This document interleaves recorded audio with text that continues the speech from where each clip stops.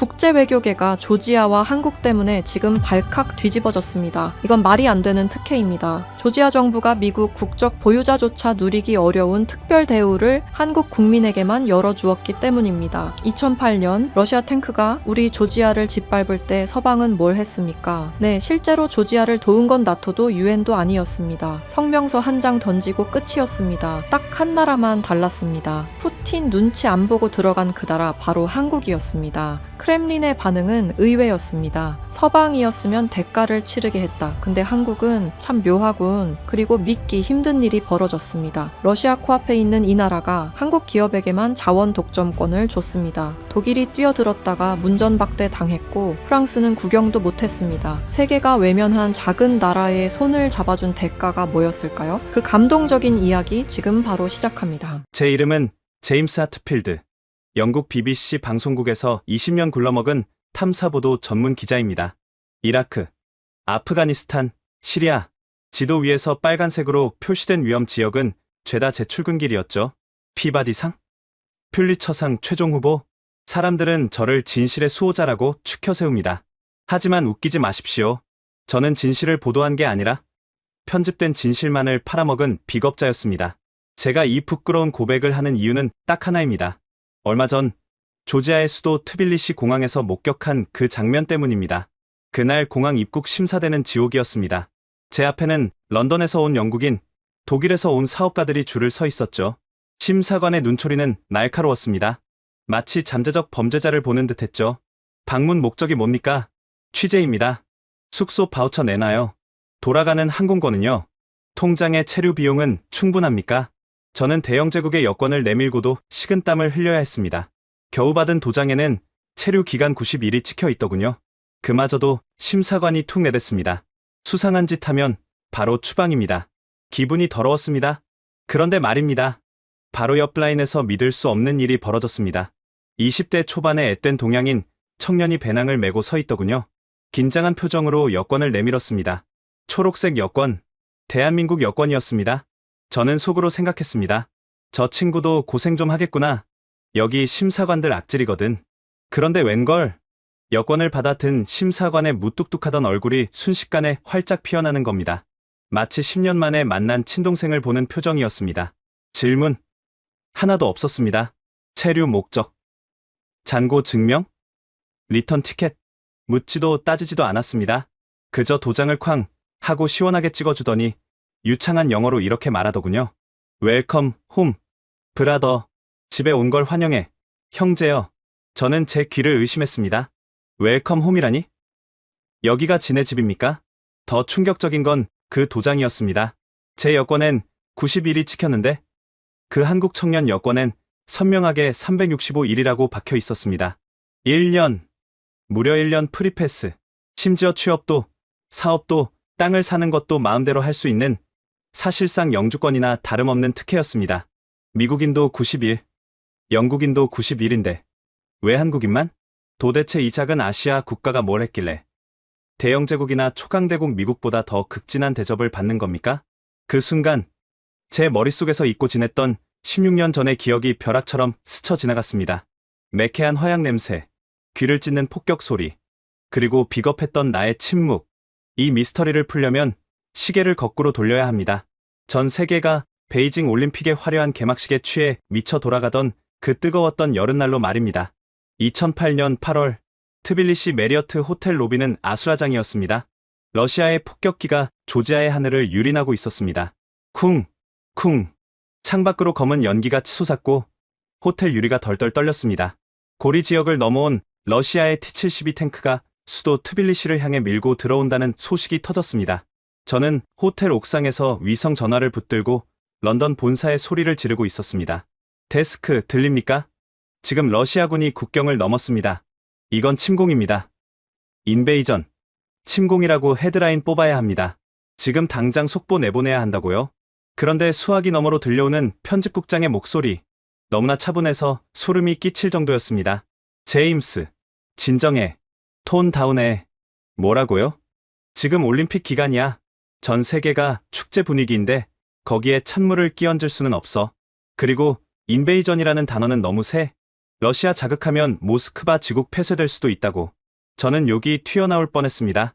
지금 내 눈앞에서 사람들이 죽어나가는데 올림픽 타령입니까?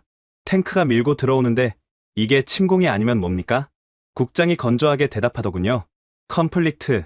분쟁으로 가자. 조지아, 지역 내 갈등 고조. 이 정도가 딱 좋아. 그리고 제임스, 너무 조지아 편들지 마.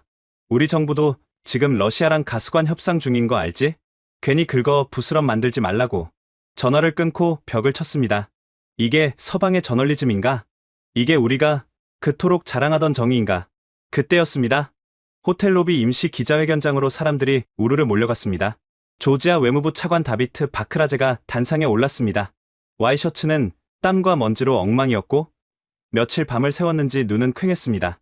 그는 떨리는 손으로 마이크를 잡았습니다. 전 세계 기자들의 카메라 플래시가 터졌습니다. 모두가 예상했죠. 무기를 달라고 하겠지. 유엔군을 보내달라고 빌겠지. 하지만 그의 입에서 나온 말은 우리의 뒤통수를 후려갈기는 것이었습니다. 존경하는 전 세계 언론인 여러분. 우리는 지금 식량이나 총알을 구걸하러 나온 게 아닙니다. 우리는 단 하나, 우리의 이름을 되찾고 싶습니다. 제발 우리를 그루지아라고 부르지 말아 주십시오. 우리는 조지아입니다. 좌중이 술렁거렸습니다. 프랑스 기자가 콧방귀를 뀌더군요. 나라가 망하게 생겼는데 이름 타령이나 하고 있네. 제정신이야? 독일 기자도 비웃었습니다. 러시아가 무서워서 헛소리가 나오나 보지. 그루지아나 조지아나 그게 그거지. 하지만 다비트 차관은 피를 토하듯 절규했습니다. 그루지아는 러시아 제국이 우리를 식민지로 삼고 멋대로 붙인 노예의 이름입니다. 우리의 영혼을 짓밟고 우리의 언어를 금지하고 우리를 그들의 하인으로 부르기 위해 만든 낙인입니다. 우리가 죽더라도 적어도 노예의 이름으로 죽고 싶지는 않습니다. 자주독립국 조지아의 시민으로 기억되고 싶습니다. 그러니 제발 기사를 쓰실 때 조지아라고 표기해 주십시오. 그게 우리의 마지막 소원입니다. 그의 눈에서 굵은 눈물방울이 뚝뚝 떨어졌습니다. 가슴 한구석이 찌릿했습니다. 하지만 현실은 냉혹했죠. 미국 기자가 손을 들고 차갑게 말했습니다. 차관님, 현실적인 이야기를 합시다. 서방 지원 없이 며칠이나 버틸 겁니까? 이름 이야기는 그만하시죠. 다비트 차관은 고개를 떨구었습니다. 그의 절박한 호소는 공허한 메아리가 되어 흩어졌습니다. 그날 밤, 저는 호텔 방에서 기사를 썼습니다. 제목은 본사의 지시대로 조지아 지역 내 분쟁 격화. 본문 어디에도 조지아라는 단어는 쓰지 않았습니다. 관행대로, 데스크 지침대로 그루지아라고 적었습니다. 영국도, 미국도, 프랑스도, 독일도 모두 침묵했습니다. 푸틴의 심기를 거스르면서까지 이 작은 나라의 자존심을 지켜줄 생각은 없었습니다. 가스 밸브를 잠그겠다는 러시아의 무언의 협박 앞에서 서방의 정의는 쓰레기통에 처박혔습니다. 우리는 그들을 철저히 배신했습니다. 러시아의 탱크 소리가 점점 더 가까워지던 그 새벽, 저는 죄책감에 잠을 이루지 못하고 호텔 로비로 내려왔습니다. 대부분의 외신 기자가 짐을 싸서 도망갈 준비를 하고 있었죠. 저 역시 아침이면 영국 대사관 차량을 타고 탈출할 예정이었습니다. 그런데 그때였습니다. 텅 빈 로비 구석, 어둠 속에 누군가 앉아 있었습니다. 아시아인이었습니다. 말끔한 정장 차림이었지만 넥타이는 풀어헤쳐져 있었고 테이블 위엔 담배꽁초가 수북했습니다. 그는 유창한 영어가 아닌 낯선 언어로 누군가와 격렬하게 통화를 하고 있었습니다. 목소리는 낮았지만 살기가 느껴질 만큼 뜨거웠습니다. 호기심이 발동했습니다. 일본인인가? 당시 일본은 콧대가 높았으니까요. 하지만 가까이 가보니 명패에 이렇게 적혀 있었습니다. 대한민국 대사관 참사관 한승우. 제가 말을 걸었습니다. 아직 안 떠나셨습니까? 다들 도망가는 판국인데. 한승우 참사관은 충혈된 눈으로 저를 올려다보았습니다. 아직 할 일이 남아서요. 저는 코웃음을 쳤습니다. 할 일이라니요. 러시아군이 코앞까지 왔습니다. 한국도 러시아랑 가스 수입하고 경제협력 많이 하지 않습니까? 당신네 나라도 우리처럼 그냥 눈 감고 모른 척하는 게 이득일 텐데요. 괜히 끼어들었다가 본국 경제 망치지 말고 짐 싸서 튀는 게 상책입니다. 제 비아냥거림에 그는 전화를 탁 내려놓고 저를 똑바로 쳐다봤습니다. 그 눈빛. 제가 20년 동안 수많은 외교관을 만나봤지만 그런 눈빛은 처음이었습니다. 두려움? 아니요. 그건 활활 타오르는 불꽃 같은 결기였습니다. 그가 입을 열었습니다. 기자 양반, 당신네 나라는 이름을 뺏겨본 적이 없죠? 네. 영국은 남의 나라 이름을 뺏으면 뺏었지 뺏겨본 적은 없으니까요. 그는 씁쓸하게 웃으며 충격적인 말을 던졌습니다. 방금 본국에 전문을 보냈습니다. 내일 아침 9시를 기해 대한민국 정부는 이 나라의 공식 명칭을 그루지아에서 조지아로 변경합니다. 모든 정부 문서, 교과서, 방송, 언론 표기까지 전부 다 바꿀 겁니다. 저는 순간 제 귀를 의심했습니다. 지금 뭐라고 했습니까? 미쳤어요? 지금 러시아가 시퍼렇게 눈을 뜨고 있는데 고작 이름 하나 때문에 러시아랑 척을 지겠다고요? 그게 국익에 무슨 도움이 됩니까? 당신네 대통령이 승인할 리가 없잖아요. 그러자 한승우 참사관이 자리에서 벌떡 일어났습니다. 그는 자신의 가슴을 주먹으로 퍽 치며 말했습니다. 이건 국익의 문제가 아닙니다. 이건 피해 문제입니다. 우리 할아버지는 평생을 가네야마라는 일본 이름으로 사셨습니다. 학교에서 한국말을 쓰면 매를 맞았고 내 이름을 부르면 감옥에 갔습니다. 우리는 압니다. 이름을 뺏긴다는 게 단순히 호칭이 바뀌는 게 아니라 영원히 난도질당하는 기분이라는 걸요. 우리는 그 짓 못합니다. 남들은 몰라도 적어도 대한민국은 그러면 안 되는 겁니다. 그의 목소리는 떨리고 있었지만 그 울림은 호텔 로비를 집어삼켰습니다. 저는 아무 말도 할 수 없었습니다. 머리를 망치로 얻어맞은 기분이었습니다. 영국, 미국, 프랑스, 독일, 소위 선진국이라 불리는 나라들이 계산기를 두드리며 비겁하게 숨을 때 동아시아의 이 작은 나라는 오직 동병상련이라는 감정 하나로 거대한 곰, 러시아에게 정면으로 도전장을 내밀고 있었습니다. 한승우 참사관이 다시 수화기를 들며 나지막이 덧붙였습니다. 기자 양반, 내일 아침을 기대하세요. 아마 세상이 좀 시끄러워질 겁니다. 그의 말대로였습니다. 다음 날 아침, 대한민국 외교부의 공식 브리핑이 전 세계 타전되는 순간, 크렘린의 분노는 폭발했습니다. 그것은 총성 없는 전쟁, 그리고 잔혹한 보복의 서막이었습니다. 2008년 8월 12일 오전 9시, 대한민국 외교부 대변인의 입에서 조지아라는 단어가 공식적으로 나오는 순간 전 세계 외교관은 얼어붙었습니다. 그것은 단순히 발음의 차이가 아니었습니다. 러시아라는 거대한 곰의 털을 아시아의 작은 호랑이가 정면으로 건드린 사건이었습니다. 모스크바의 반응은 즉각적이었습니다. 당시 러시아 외무장관 세르게이 라브로프는 긴급 브리핑을 열고 차가운 표정으로 이렇게 말했습니다. 한국 정부의 결정은 러시아 연방의 역사적 권리를 침해하는 명백한 도발이다. 이 비호적인 조치에 대해 한국은 상응하는 대가를 치르게 될 것이다. 그 대가는 실로 잔혹했습니다. 청구서는 종이로 날아오지 않았습니다. 가스 파이프라인으로, 세무조사 통지서로, 그리고 비자 거부 도장으로 날아왔습니다. 저는 그 보이지 않는 전쟁을 5년 동안 추적했습니다. 그리고 제가 입수한 당시 크렘린궁에서 작성된 극비 문건인 코리아 대응 매뉴얼을 보고 경악을 금치 못했습니다. 러시아는 한국을 본보기로 삼으려 했습니다.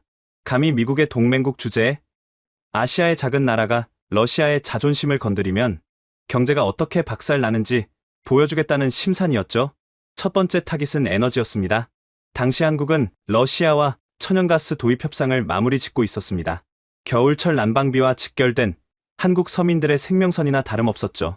그런데 발표 다음 날 러시아 국영가스 회사인 가스프롬 측에서 일방적인 통보를 보냈습니다.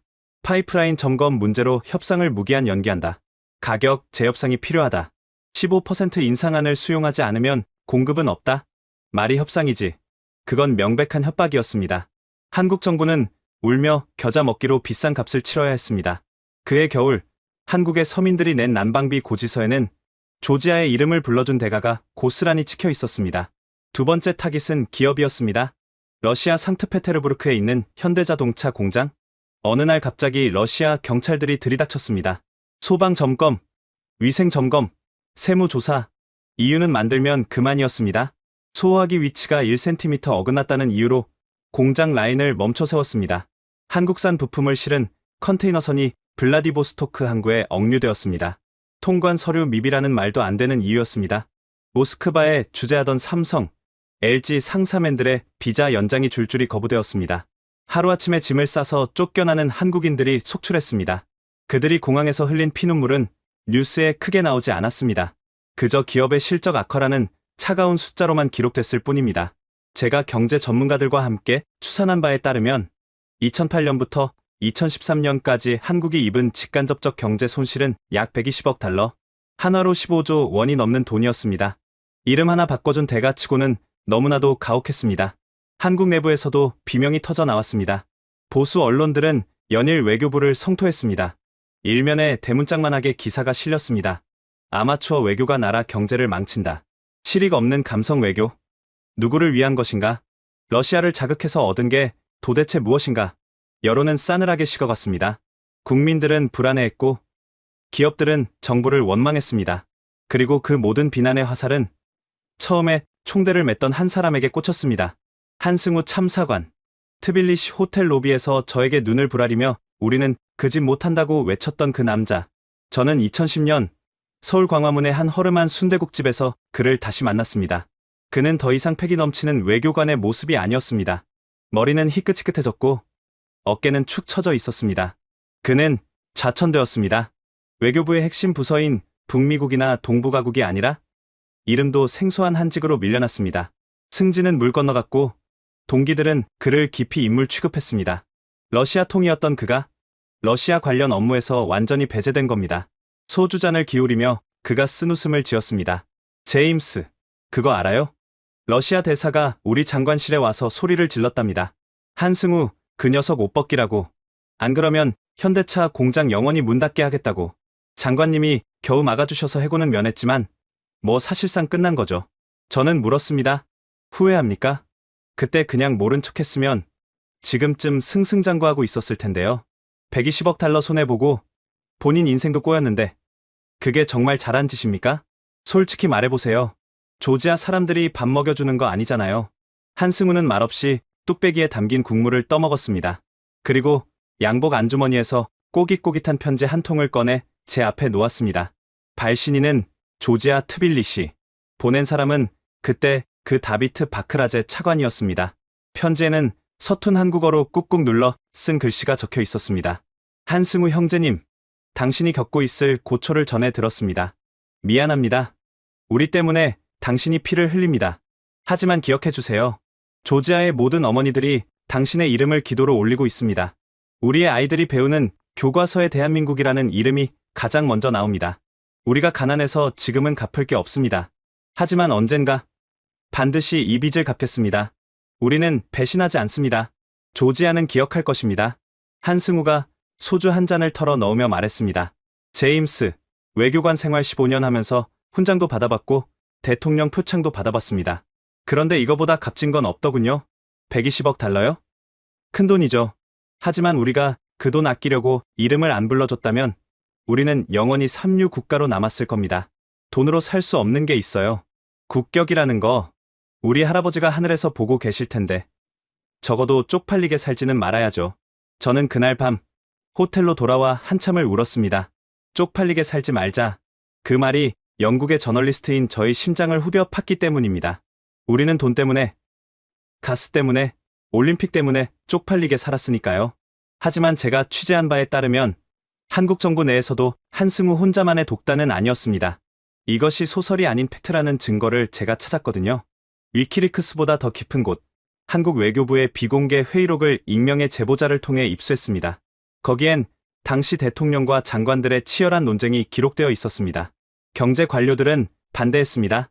기업 다 죽는다. 철회하자. 다시 그루지아로 부르자.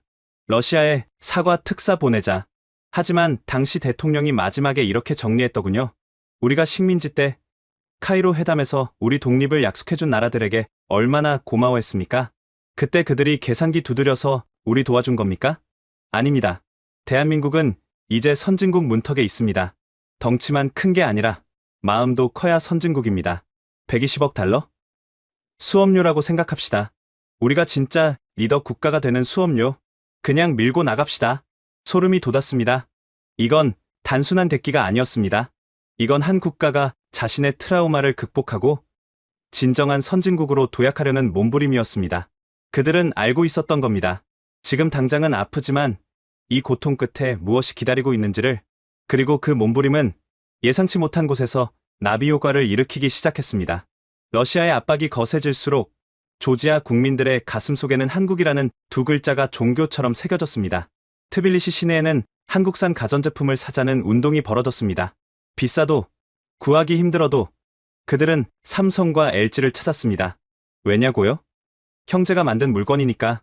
조지아의 택시 기사들은 한국인 손님을 태우면 요금을 받지 않겠다고 실랑이를 벌였습니다. 식당에서는 한국인에게 공짜 와인을 내밀었습니다. 러시아가 가스 밸브를 잠글 때 조지아 사람들은 마음의 밸브를 활짝 열었습니다. 하지만 한승우의 시련은 여기서 끝나지 않았습니다. 국가적인 결단은 숭고했지만 그가 감당해야 할 개인적인 고통은 너무나 가혹했습니다. 가족들이 겪어야 했던 수모, 그리고 그가 외교관으로서 잃어버린 10년의 세월. 하지만 그는 몰랐을 겁니다. 그가 흘린 눈물과 소주 한 잔이 지구 반대편에서 어떤 기적을 만들어내고 있었는지를요. 가장 어두운 밤이 지나고 드디어 새벽이 오고 있었습니다.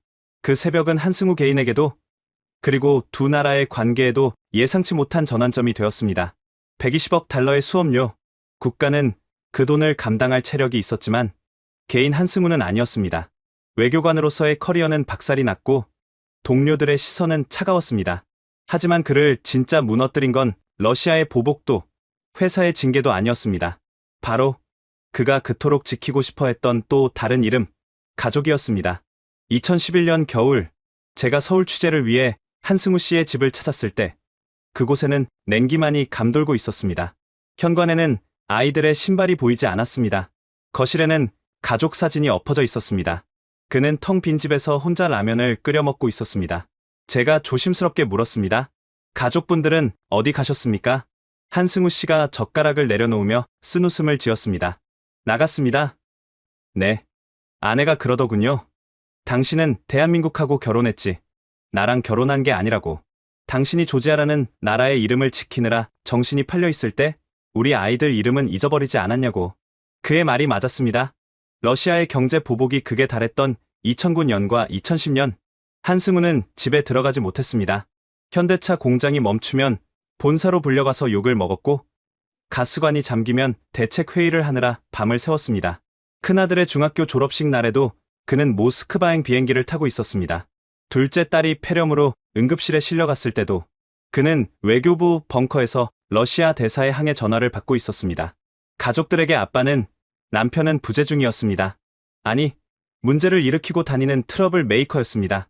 큰아들이 사춘기를 겪으며 그에게 소리쳤던 말이 비수가 되어 꽂혔다고 합니다. 아빠 때문에 학교에서 창피해 죽겠어. 친구들이 뉴스 보고 그래. 니네 아빠가 나라 경제 망친 주범이라고.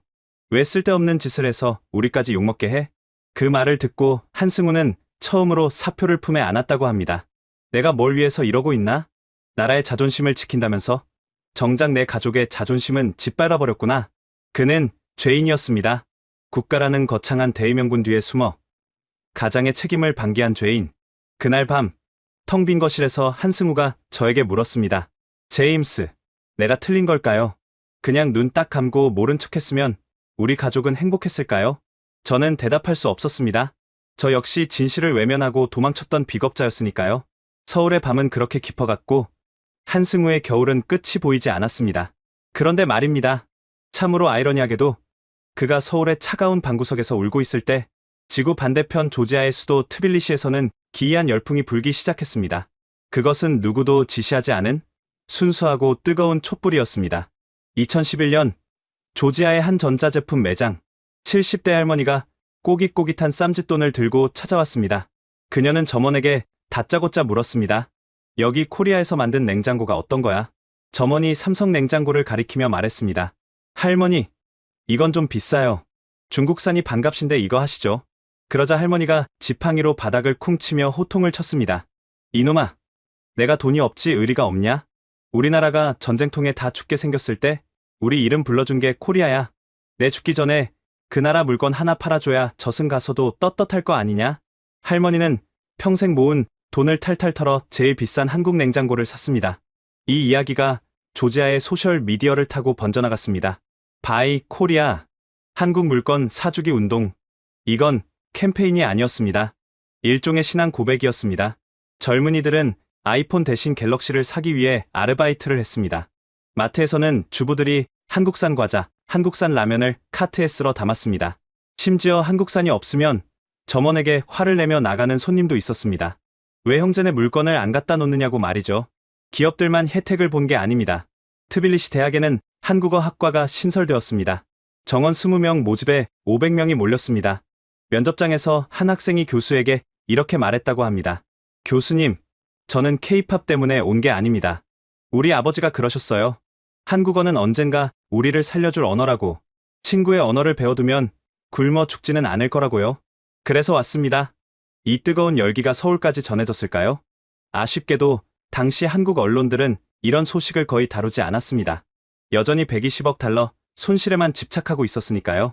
하지만 진심은 벽을 뚫고 흐르는 법입니다. 조지아 국민들의 이 맹목적인 사랑이 마침내 국제 외교 무대의 견고한 벽에 균열을 내기 시작했습니다. 그리고 한승우에게도 예상치 못한 전환점이 찾아왔습니다. 그것은 단 한 통의 국제 전화에서 시작되었습니다.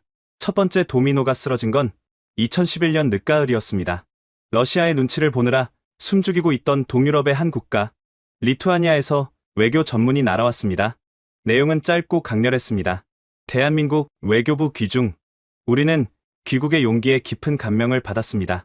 리투아니아 정부는 오늘부로 그루지아라는 명칭 사용을 중단합니다. 우리는 조지아로 부르겠습니다. 당신들은 혼자가 아닙니다. 한승우 씨는 그 전문을 받아들고 펑펑 울었다고 합니다. 가족이 떠난 텅 빈 집에서 소주병을 붙들고 짐승처럼 울부짖었습니다. 그것은 슬픔의 눈물이 아니었습니다. 안도감이었습니다. 내가 틀리지 않았구나. 내가 미친놈이 아니었구나. 세상이 우리의 진심을 알아주는구나. 리투아니아가 쏘아 올린 작은 공은 거대한 눈사태가 되어 유럽 대륙을 덮쳤습니다. 에스토니아와 라트비아, 발트 3국의 나머지 두 나라가 대한민국 외교부로 전문을 보냈습니다. 우리는 기억합니다. 소련의 탱크 앞에 섰던 공포를, 그리고 한국이 보여준 용기를. 우리도 오늘부로 그루지아를 버립니다. 폴란드가 합류했습니다. 체코가 따라왔습니다. 헝가리, 루마니아, 러시아의 그림자 아래서 숨죽여 살던 동유럽 국가들이 마치 본물이 터지듯 한국의 뒤를 따랐습니다. 그들은 부끄러워했습니다. 아시아의 작은 나라도 하는데 우리가 무서워서 입 다물고 있었다니. 이건 자존심 문제입니다. 우리가 유럽의 방패라면서 정작 동료가 맡고 있을 때 모른 척했다는 게 말이 됩니까? 이 도미노 현상은 결국 거만한 서유럽까지 집어삼켰습니다. 영국 BBC도, 미국 CNN도, 프랑스 르몽드도 슬금슬금 기사 표기 원칙을 바꾸기 시작했습니다. 러시아 눈치를 보느라 그루지아라고 쓰던 그들이 이제는 국제 여론의 눈치를 보기 시작한 겁니다. 런던과 파리의 외교가에서는 이런 자조 섞인 목소리가 터져 나왔습니다. 야, 한국이 선진국이라더니 진짜 다르네. 우린 뭐 했냐? 가스관 잠길까봐 벌벌 떨기나 하고, 한국은 돈을 잃었지만 명분을 얻었습니다. 그리고 그 명분은 돈으로 환산할 수 없는 외교적 주도권이라는 거대한 자산이 되었습니다. 그리고 몇 년 뒤 가장 극적이고 통쾌한 장면이 조지아 트빌리시에서 연출되었습니다. 아시아의 맹주를 자처하던 일본이 뒤늦게 숟가락을 얹으려 한 것입니다. 일본 외무상은 화려한 경제사절단을 이끌고 조지아를 방문했습니다. 그들은 거액의 차관 제공과 인프라 투자를 약속하며 이렇게 말했습니다. 우리 일본도 이제 귀국을 조지아로 부르기로 했습니다. 우리도 친구입니까? 일본은 자신만만했습니다. 돈이면 다 될 줄 알았으니까요. 가난한 조지아 입장에서 일본의 엔화 보따리는 거절할 수 없는 유혹일 거라고 계산했겠죠? 하지만 그들의 계산기에는 결정적인 변수가 빠져 있었습니다. 바로 사람의 마음이었습니다. 당시 조지아 외무장관은 일본 사절단과의 만찬에서 뼈있는 농담을 던졌다고 합니다. 이 일화는 조지아 외교가에서 전설처럼 내려오는 이야기입니다. 장관이 와인잔을 들고 일본 대표단을 향해 웃으며 말했습니다. 고맙습니다. 7년이나 걸리셨네요. 일본 측 통역이 당황해서 머뭇거렸습니다. 장관이 말을 이었습니다. 한국은 우리가 피 흘릴 때 우산도 없이 빗속으로 뛰어들어와 같이 비를 맞아줬습니다. 그런데 일본은 비가 다 그치고 해가 뜨니까 이제야 우산을 들고 오셨군요. 만찬장은 순식간에 얼어붙었습니다. 일본 사절단은 얼굴이 벌개져서 아무 말도 하지 못했습니다. 물론 우산은 고맙게 받겠습니다. 하지만 우리가 젖어 있을 때 씌워줬다면 더 좋았을 텐데요. 그것은 정중하지만 뼈아픈 거절이었습니다. 우리는 당신들의 돈을 받겠지만 마음은 줄 수 없다는 선언이었습니다. 그날 밤 트빌리시 시내의 펍에서는 조지아 청년들이 한국산 맥주를 마시며 건배를 외쳤습니다. 가우마르조스, 코리아. 그들에게 한국은 단순히 물건을 잘 만드는 나라가 아니었습니다. 자신들의 자존심을 세워준 유일한 형제였습니다. 일본이 쫓겨나던 그날 트빌리시 시내의 광장에는 태극기가 걸렸습니다. 가장 높은 곳에, 가장 크게. 그것은 조지아 국민들이 한국에게 보내는 무언의 러브레터였습니다. 이 소식은 서울에도 전해졌습니다. 한승우 씨의 텅 빈 집에도 미약하지만 따뜻한 봄바람이 불어오기 시작했습니다. 어느 날 밤, 한승우 씨에게 전화가 걸려왔습니다. 발신번호 제한 표시, 떨리는 손으로 전화를 받았습니다. 수화기 너머로 한참 동안 침묵이 흘렀습니다. 그리고 굵직한 목소리가 들려왔습니다. 아버지, 집을 나갔던 큰아들이었습니다. 대학교 기숙사에 있던 아들이 인터넷 뉴스로 일본의 굴욕 사건과 조지아의 반응을 본 겁니다. 아버지, 뉴스 봤어요. 조지아 사람들이 한국 최고라고 난리 났대요. 일본은 망신당하고 한승우 씨는 아무 말도 할 수 없었습니다. 목이 메어 말이 나오지 않았습니다. 아들이 툭 내뱉듯 말했습니다. 친구들이 그래요. 니네 아빠가 한 게 맞냐고. 진짜냐고. 맞다고 했어요. 우리 아빠가 한 거라고.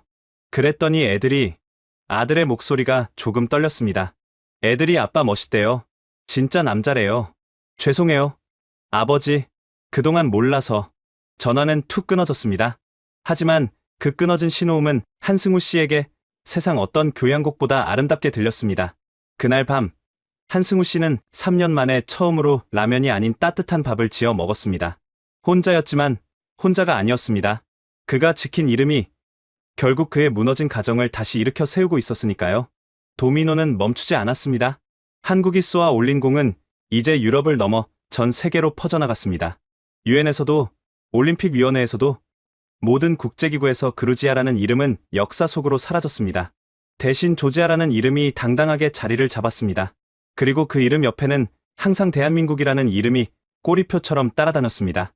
이름을 되찾아준 나라. 이 타이틀은 한국 외교가 100년 동안 돈을 써도 얻을 수 없는 도덕적 권위였습니다. 그리고 16년이 지난 지금, 제가 서 있는 이곳 코카서스 산맥 아래에서 그 도덕적 권위는 상상을 초월하는 실질적 혜택으로 돌아오고 있습니다. 여러분은 믿기지 않으실 겁니다. 한국 여권 하나면 통과되는 프리패스의 세계, 한국인이라는 이유만으로 관공서와 기업의 문이 활짝 열리는 마법 같은 현실, 단순히 여행하기 좋은 나라? 천만에요. 이곳은 한국인을 위한 거대한 경제 특구이자 제2의 고향이 되었습니다. 제가 만난 한국인 사업가는 이렇게 말했습니다. 여기서는 내가 삼성이고 내가 현대입니다. 한국인 명함만 내밀면 계약서에 도장부터 찍으려고 해요. 도대체 어느 정도길래 이런 말이 나오는 걸까요? 제가 직접 그 현장을 목격했습니다. 조지아의 심장부에서 벌어지고 있는 소름 돋는 리틀 코리아의 실체. 리투아니아가 쏘아 올린 도미노가 유럽을 강타하고 일본이 쫓겨나던 그 10여 년의 세월 동안 조지아라는 땅에는 기이한 생태계가 만들어졌습니다. 외교관들이 서류에 도장을 찍는 동안 트빌리시의 거리에는 실물 경제라는 거대한 뿌리가 내려진 것입니다. 지금 현재 제가 서 있는 이곳은 더 이상 낯선 동유럽의 변방이 아닙니다. 여기는 코카서스 산맥 아래 자리 잡은 거대한 리틀 코리아입니다. 공항을 빠져나와 시내로 들어가는 고속도로. 가장 먼저 제 눈을 사로잡은 건 거대한 옥외 광고판들이었습니다. 트빌리시의 스카이라인을 점령한 건 코카콜라도, 벤츠도 아니었습니다. 삼성 갤럭시의 폴더블 폰, LG 전자의 올레드 TV, 그리고 현대자동차의 아이오닉 5가 가장 높은 곳에서 빛나고 있었습니다. 단순히 돈을 많이 써서 광고를 건 게 아닙니다. 이곳에서 한국 기업의 위상은 점유율이라는 차가운 숫자를 넘어선 종교에 가깝습니다. 제가 취재를 위해 만난 조지아 경제부 차관 레반 다비타 슈빌리의 사무실 풍경은 충격적이었습니다. 그의 책상 위에는 삼성 노트북이 놓여 있었고 손목에는 갤럭시 워치가 채워져 있었습니다. 사무실 한쪽에는 LG 공기청정기가 돌아가고 있었죠. 제가 짓궂게 물었습니다. 차관님, 솔직히 말해봅시다. 중국산이 더 싸지 않습니까? 유럽산이 물류비도 적게 들고요. 왜 굳이 비싼 한국산입니까? 정부 예산 낭비 아닙니까? 레반 차관은 의아하다는 표정으로 저를 보더군요. 제임스, 당신은 영국인이라 이해를 못하는군요. 네. 우리는 물건을 사는 게 아닙니다. 신뢰를 사는 겁니다. 신뢰요? 2008년에 우리 이름을 지켜준 나라가 만든 물건입니다. 품질? 당연히 좋겠죠. 하지만 품질이 조금 떨어져도 우리는 한국 거 삽니다. 왜냐고요? 형제가 만든 거니까요. 형제가 형제한테 사기치겠습니까? 저는 말문이 막혔습니다. 이건 하버드 비즈니스 스쿨에서도 가르치지 않는 이론이었습니다. 브랜드 충성도가 아니라 국가 충성도. 한국이라는 브랜드 자체가 이곳에서는 무결점 보증수표였습니다. 하지만 진짜 코리아 프리미엄은 거대 기업이 아닌 현장에서 땀 흘리는 한국인들에게서 더 빛나고 있었습니다. 저는 트빌리시 외곽의 대규모 아파트 건설 현장을 찾았습니다. 한국의 중견 건설사가 시공을 맡고 있었습니다. 현장 소장인 김 부장님을 만났습니다. 그는 안전모를 벗으며 땀을 닦더니 넉살 좋게 웃으며 저에게 믹스 커피를 타주더군요. 기자 양반, 여기는 천국이야, 천국. 내가 중동에서 10년, 동남아에서 5년 굴렀는데 이런 데는 처음 봐. 뭐가 그렇게 좋습니까? 김 부장님이 목소리를 낮추며 말했습니다. 보통 해외 공사하면 제일 골치 아픈 게 뭔지 알아? 관공서야. 허가 하나 받으려면 6개월은 기본이고 공무원들 뒷돈 줘야 도장 찍어줘. 안 그러면 트집 잡아서 공사 중단시키거든. 그런데 여기는? 그가 엄지손가락을 치켜 세웠습니다. 입찰할 때 경쟁사가 중국이랑 프랑스였어. 단가는 중국이 쌌고 디자인은 프랑스가 좋았지. 우리는 솔직히 가격도 비싸고 조건도 불리했어. 근데 구청장이 우리 회사를 찍었어. 왜요? 김 부장님의 눈시울이 붉어졌습니다. 구청장이 직접 현장에 나와서 내 손을 잡더라고. 그러면서 통역한테 이러는 거야. 한국 분들이 지으시면 튼튼하겠죠? 믿습니다. 우리 아이들이 살 집인데 형제가 지어줘야 마음이 놓이지 않겠습니까? 세상에, 내가 평생 노가다 뛰면서 이런 대접은 처음 받아봤어. 그래서 나도 대충 못 지어. 우리 회장님도 그랬어. 여기서 부실 공사하면 나라 망신이라고? 자재도 제일 좋은 거 쓰고 야근 수당 다 챙겨주면서 현지 애들 기술도 가르쳐줘. 그러니까 조지아 청년들이 우리 회사 취직하려고 줄을 섰어. 이것이 바로 한승우 참사관이 15년 전에 뿌린 씨앗의 결과였습니다. 120억 달러의 손해? 지금 한국 기업들이 여기서 벌어들이는 돈은 그 10배, 100배가 넘습니다. 조지아는 유럽과 아시아를 잇는 물류의 요충지입니다. 이 노른자의 땅을 한국 기업들이 독점하다시피 하고 있습니다. 서방 기업들이 7년 동안 간볼 때 한국은 이미 뿌리를 깊게 내린 겁니다. 그리고 대망의 비자 면제 혜택, 이게 얼마나 말도 안 되는 특혜인지 제가 피부로 느낀 사건이 있었습니다. 취재 도중 만난 30대 한국인 여행 유튜버이자 디지털 노마드인 민호 씨. 그는 트빌리시 올드타운에 전망 좋은 에어비앤비를 차려놓고 살고 있었습니다. 제가 걱정스러운 마음에 물었습니다. 민호 씨, 비자 문제 안 복잡해요? 저 같은 영국인은 여기서 사업하려면 변호사 고용하고 자본금 증명하고 난리를 쳐야 하거든요. 사업자 등록증 나오는 데만 3달 걸렸습니다.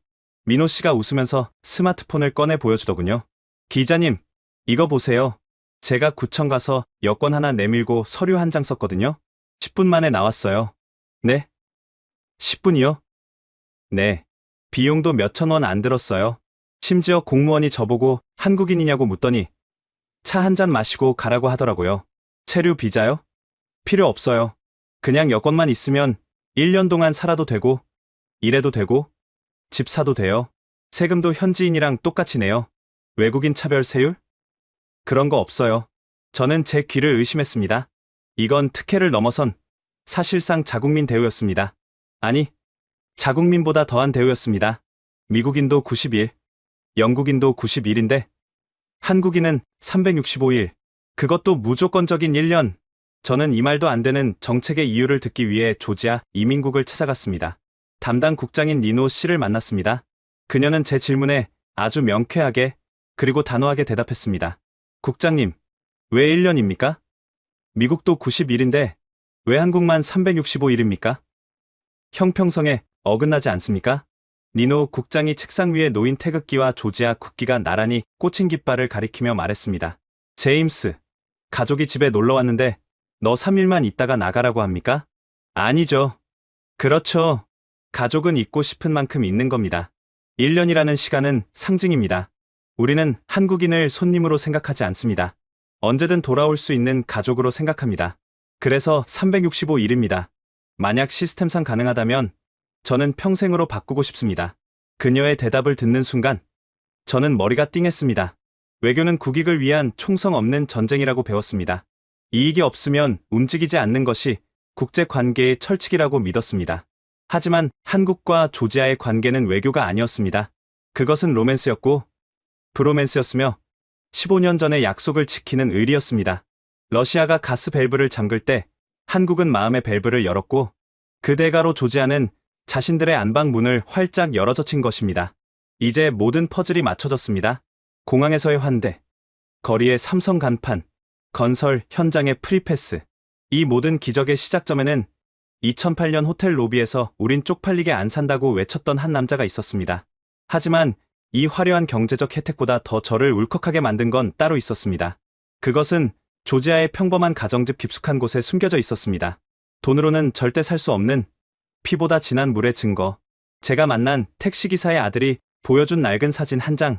그 감동적인 이야기가 이어집니다. 경제적 이익, 외교적 특혜, 이런 것들은 화려하지만 어딘가 차갑게 느껴질 때가 있습니다. 하지만 제가 조지아에서 목격한 진짜 기적은 트빌리시의 마철루나 장관의 집무실에 있지 않았습니다.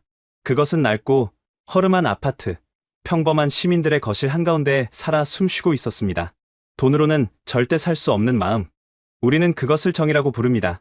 저는 트빌리시 외곽의 낡은 아파트 단지를 찾았습니다. 이곳에 가면 한국을 진짜 형제로 생각하는 사람을 만날 수 있다는 현지 가이드의 말을 듣고서였죠. 배를 누르자 30대 중반의 남성이 저를 맞이했습니다. 그의 이름은 다비트. 그는 저를 거실로 안내하더니 대뜸 벽면을 가리켰습니다. 그곳에는 낡은 장식장이 하나 있었습니다. 성모 마리아상, 돌아가신 부모님의 사진, 그리고 그 옆에 믿을 수 없는 물건이 하나 놓여 있었습니다. 빛바랜 태극기였습니다. 문방구에서 파는 싸구려 플라스틱 태극기가 아니었습니다. 누군가 정성스럽게 코팅해 놓은 낡은 신문지 조각이었습니다. 자세히 보니 2008년 당시 한국이 조지아의 명칭을 변경했다는 현지 신문 기사였습니다. 제가 물었습니다. 다비트 씨, 저게 왜 여기 있습니까? 당신은 한국 사람도 아닌데요. 다비트 씨가 씁쓸하게 웃으며 부모님 사진을 어루만졌습니다. 제 아버지는 택시 기사였습니다. 기오르기라고 하셨죠. 2008년 전쟁 때 다들 피난 가느라 바빴습니다.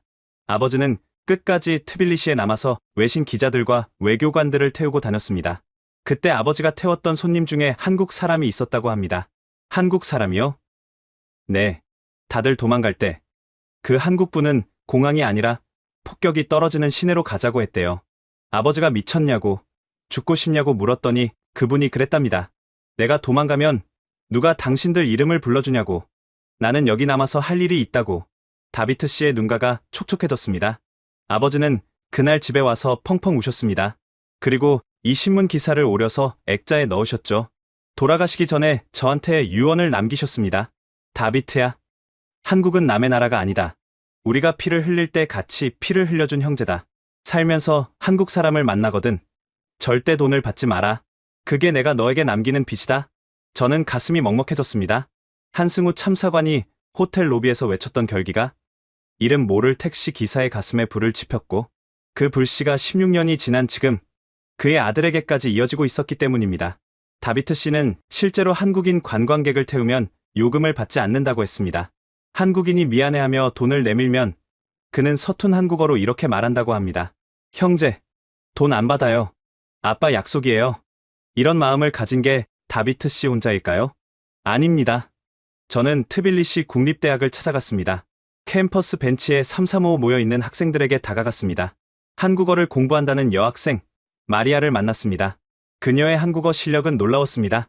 발음이 정확한 건 둘째치고 단어 선택이 예사롭지 않았습니다. 제가 물었습니다. 마리아 양, K-팝 좋아해요? BTS 팬인가요? 보통은 그렇다고 대답하죠. 하지만 마리아 양은 고개를 저었습니다. 아니요. 저는 한국 역사를 좋아해요. 역사요? 네. 한국이랑 조지아는 닮았어요. 주변에 강대국들이 많잖아요. 한국은 일본한테 나라를 뺏겼었고, 우리는 러시아한테 뺏겼었죠. 그런데 한국은 그걸 이겨내고 선진국이 됐잖아요. 저는 한국어를 배워서 알고 싶어요. 어떻게 그 작은 나라가 자존심을 지키면서 성공했는지. 그 정신을 배우고 싶어서 한국어를 해요. 그녀의 눈빛은 아이돌을 쫓는 소녀의 눈빛이 아니었습니다. 미래를 고민하는 청년의 진지한 눈빛이었습니다. 그녀가 덧붙였습니다.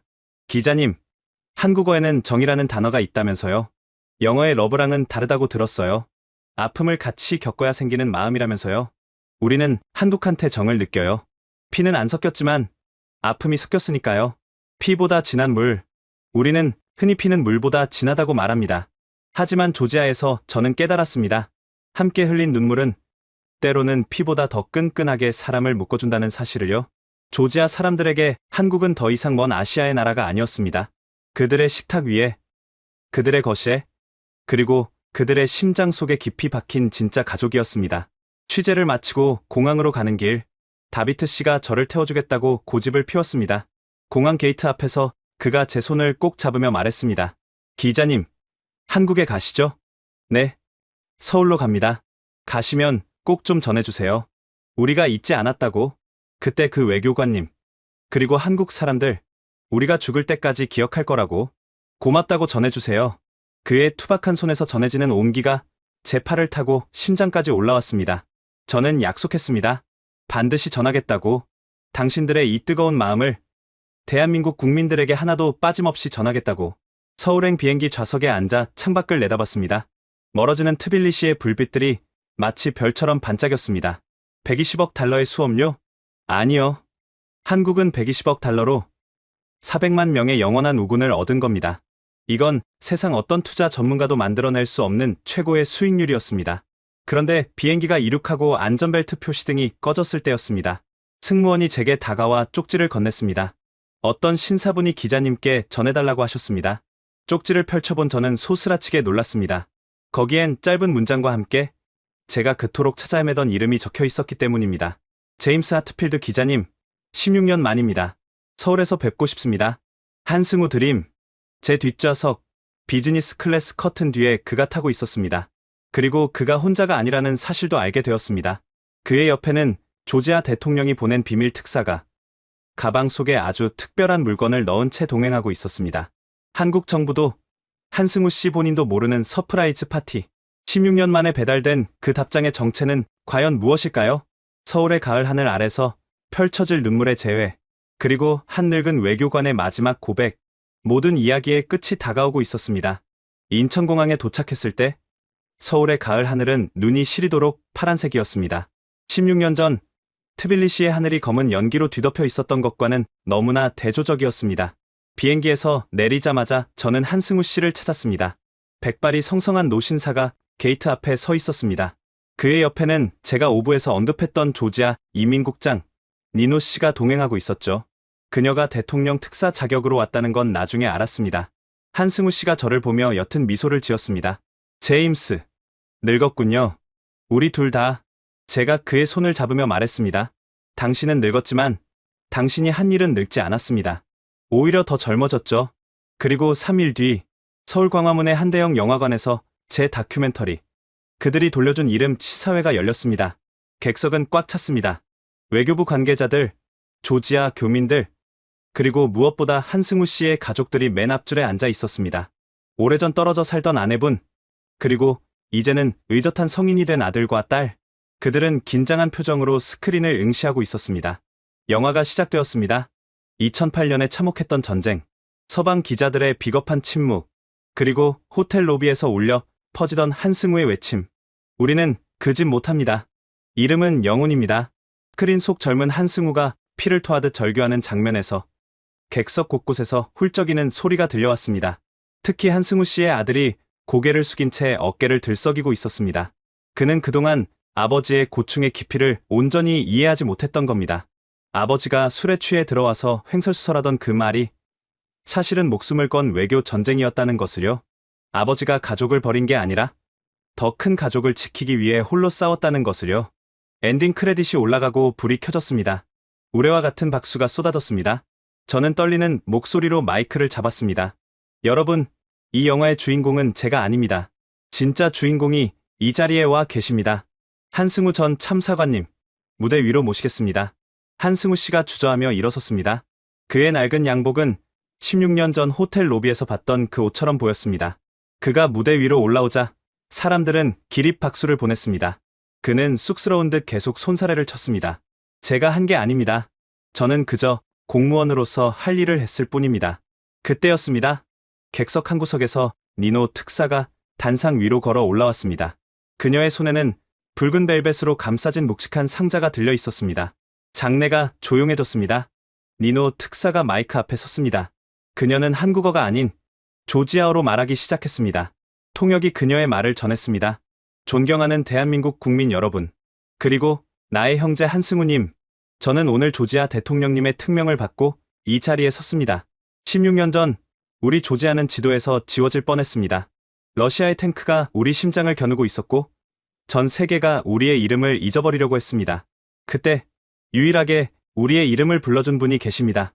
우리가 그루지아라는 노예의 이름으로 죽어갈 때 아니라고, 너희는 조지아라고, 자유인이라고 외쳐준 분이 계십니다. 니노 특사가 벨벳 상자를 열었습니다. 그 안에는 황금빛으로 찬란하게 빛나는 훈장이 들어 있었습니다. 조지아 황금 양털 기사단 훈장. 외국인이 받을 수 있는, 아니 자국민을 통틀어서도 최고의 영예라 불리는 훈장이었습니다. 객석에서 탄성이 터져 나왔습니다.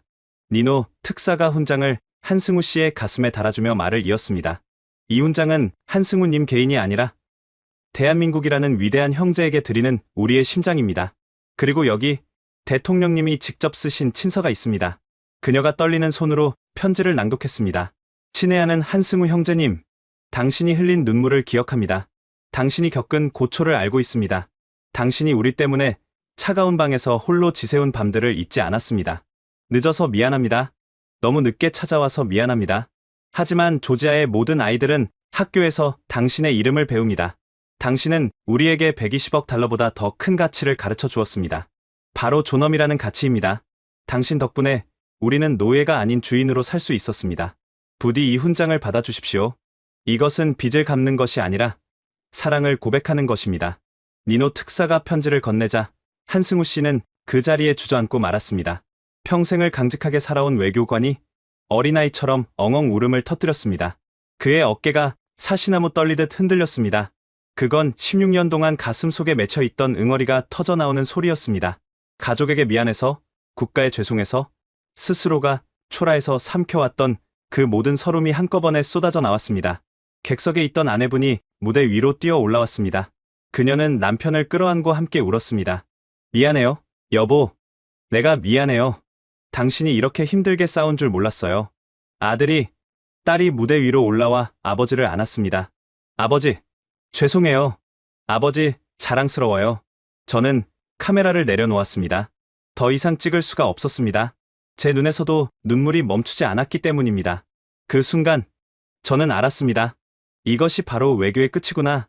국익을 계산하고 영토를 따지고 자원을 나누는 차가운 거래가 아니라 사람의 마음을 얻고 상처를 어루만지고 결국에는 서로를 구원하는 것. 그것이 진짜 외교라는 것을요. 한참 뒤 진정한 한승우 씨가 마이크를 잡았습니다. 그는 젖은 눈으로 객석을 바라보며 떨리는 목소리로 말했습니다.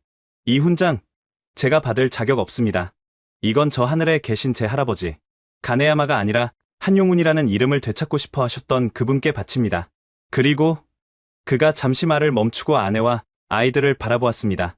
못난 남편, 못난 아빠 때문에 고생한 우리 가족에게 바칩니다. 여보, 이제 집에 가자.